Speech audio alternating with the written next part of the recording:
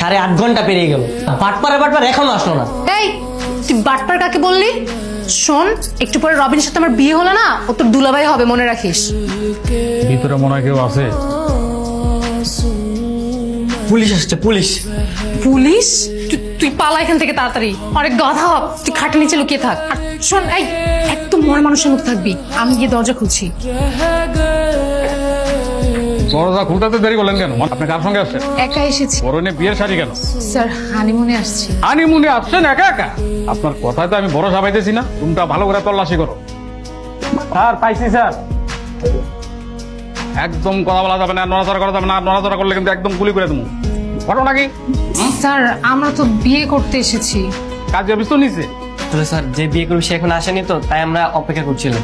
মানে আমার সামনে জ্যান্ত দুইজন পাত্র পাত্রী দাঁড়ায় আছে, আবার বলতেছে যে পাত্র এখনো আসতে দেরি করছে।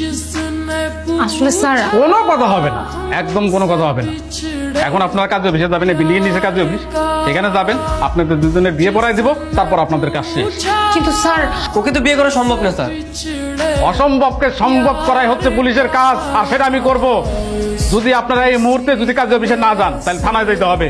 থানায় গিয়ে দুইজনরে এমন ভাবে বাস ডলা দিব যে একদম সাইজ হয়ে যাবেন। কি থানায় যাবেন না কাজে অফিসে যাবেন? বিয়ে তো হয়ে গেছে, প্রায় ঘন্টা খানিক হয়ে গেছে। আপনার লেখালেখিতে এত সময় লাগতেছে কেন?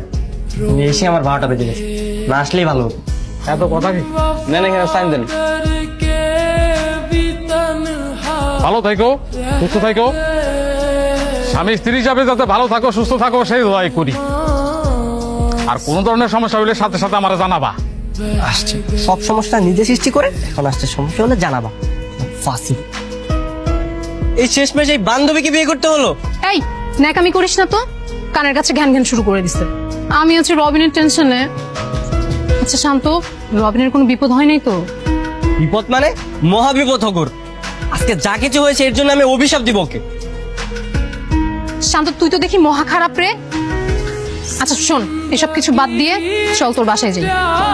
আমার বাসায় মানে? আমার বাসায় তোর কি কাজ? আমার বাসায় তোর কোনো কাজ নেই। ও মা, বিয়ে করলি আমাকে, এখন বউ নিয়ে বাসায় যাবি না? বিয়ে করেছি মানে এটা কি কোনো বিয়ে? আর তোকে বিয়ে করছি তাই বলে কি আমার বাসায় নিয়ে যেতে হবে তোকে? দেখ ভাই, বিয়েটা কিন্তু আমি আমার নিজের ইচ্ছায় করিনি, তুই জোর করেছিস তাই আমি করেছি। দেখ, আজকের পরে এগুলো সব ভুলে যা, আর যত কাগজপত্র আছে সব আমি ছিঁড়ে ফেলবো। কিন্তু আমি বাসায় যাব কিভাবে?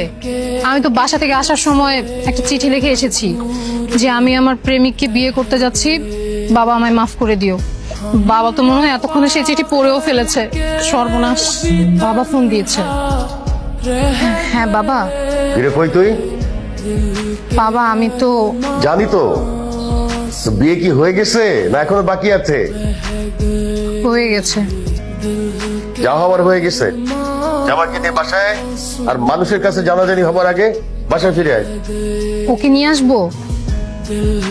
তো তুই তো চিঠিতে লিখে গেছিস যে ওকে ছাড়া তুই বাঁচবি না, তা এখন তুই ওকে ছাড়া আসতে চাস? আচ্ছা বাবা, ঠিক আছে আমরা আসছি। তোকে নিয়ে যেতে বলেছে। আমাকে বাসায় নিয়ে যেতে বলছে মানে? আমি বাসায় যে কি করবো? তুই তোর বয়ফ্রেন্ডকে নিয়ে যা। বয়ফ্রেন্ড পাবো কই এখন? বিয়ে তো আমার তোর সাথে হয়েছে। আজব, বললে আমার যেতে হবে নাকি? আমি যেতে পারবো না। যেতে পারবি না মানে? ঠিক আছে তাহলে চল তোর বাসায় যাই। আরে আরে না না না না না, আমার বাসায় যেতে হবে না তোর।